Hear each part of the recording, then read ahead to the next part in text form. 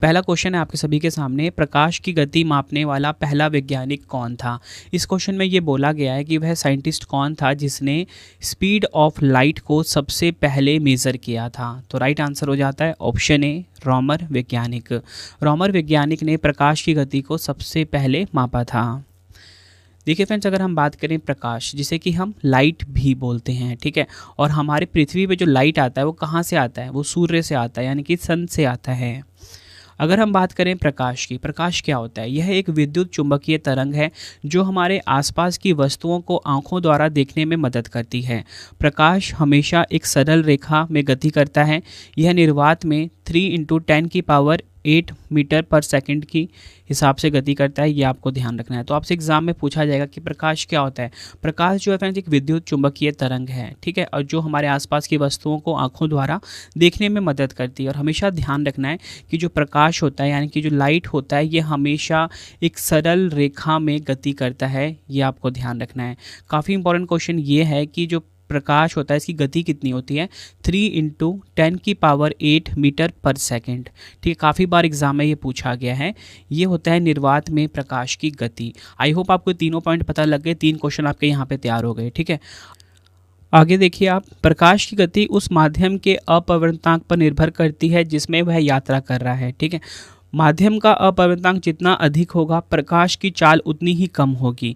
ये आपको ध्यान रखना है। प्रकाश की चाल इस प्रकार ठोस में न्यूनतम होती है क्योंकि वह सघन होते हैं, और निर्वात में अधिकतम होगी क्योंकि निर्वात सबसे कम सघन होते हैं, यानी कि सबसे कम डेंस होते हैं। तो इसलिए आप ये देख सकते हो, जो प्रकाश की चाल होती है सबसे ज़्यादा निर्वात में होती है, यानी कि वैक्यूम में होती है, उसके बाद वायु में, फिर तरल में, फिर ठोस में। सबसे ज़्यादा निर्वात में और सबसे कम ठोस में। तो यहाँ पे मैंने आपको ये समझाया कि जो प्रकाश की गति होती है ना, वो माध्यम के अपवर्तनांक पर निर्भर करती है। आगे हम देखते हैं प्रकाश के बारे में कुछ इंपॉर्टेंट क्वेश्चन जो कि एग्जाम में पूछे जाते हैं बार बार। तो क्वेश्चन ये आता है एग्जाम में, जब प्रकाश एक पारदर्शी माध्यम से दूसरे माध्यम में जाते हैं तो उसका दिशा बदल जाती है। इस घटना को क्या कहते हैं? तो इस घटना को कहा जाता है अपवर्तन, यानी कि रिफ्रैक्शन ऑफ लाइट कहा जाता है। ठीक है, बोला ये गया है कि जब प्रकाश है, यानी कि जो लाइट है, वो किसी एक मीडियम से दूसरे मीडियम में जाता है तो उसकी दिशा बदल जाती है। ठीक है, डायरेक्शन बदल जाती है, तो उसे क्या कहते हैं? अपवर्तन, यानी कि रिफ्रैक्शन। काफ़ी बार एग्जाम में ये पूछा गया है। सफ़ेद प्रकाश में कितने रंग होते हैं? आप बोलोगे 7 रंग होते हैं। 7 रंग कौन से होते हैं? विबग्योर होते हैं। ठीक है, violet, indigo, blue, green, yellow, orange, red.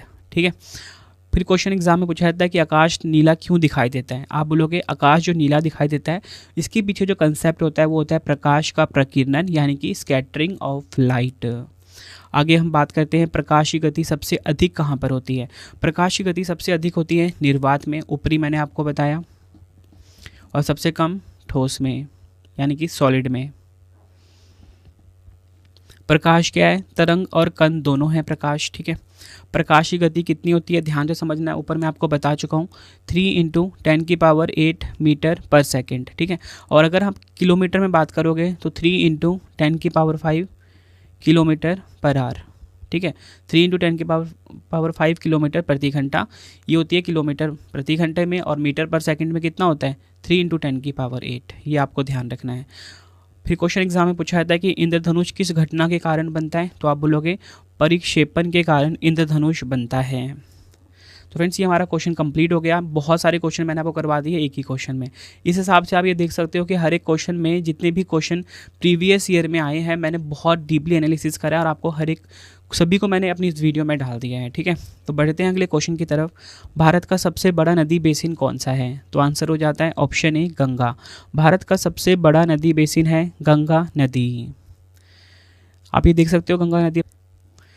समझते हैं नदी बेसिन के बारे में। नदी बेसिन एक भौगोलिक इकाई है जो किसी एक विशेष नदी और उसकी सहायक नदियों द्वारा जल ग्रहण किए गए क्षेत्र को दर्शाता है।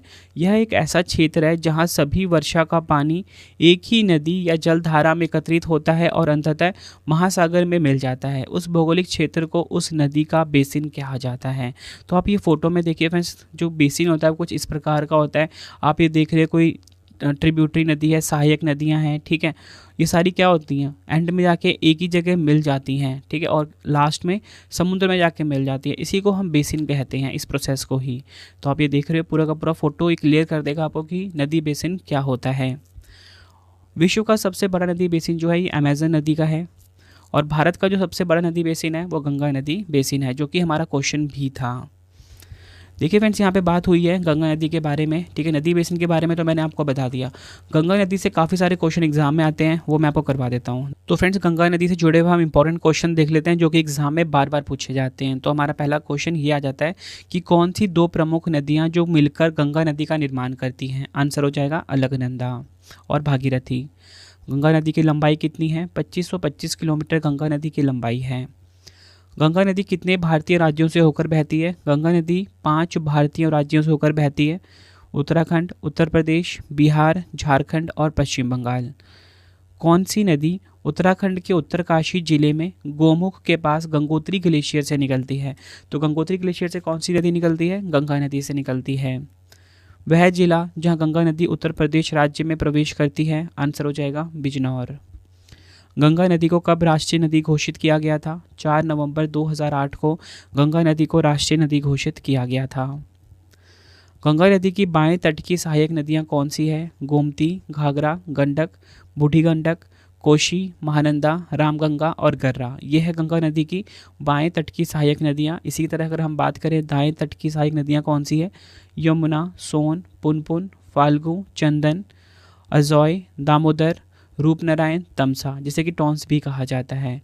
किस नदी को दक्षिण भारत की गंगा कहा जाता है? काफ़ी इंपॉर्टेंट है। दक्षिण भारत की गंगा कहा जाता है कावेरी नदी को, और दक्षिण गंगा किसे कहा जाता है? गोदावरी नदी को। इन दोनों क्वेश्चन में आपने कंफ्यूज नहीं होना है।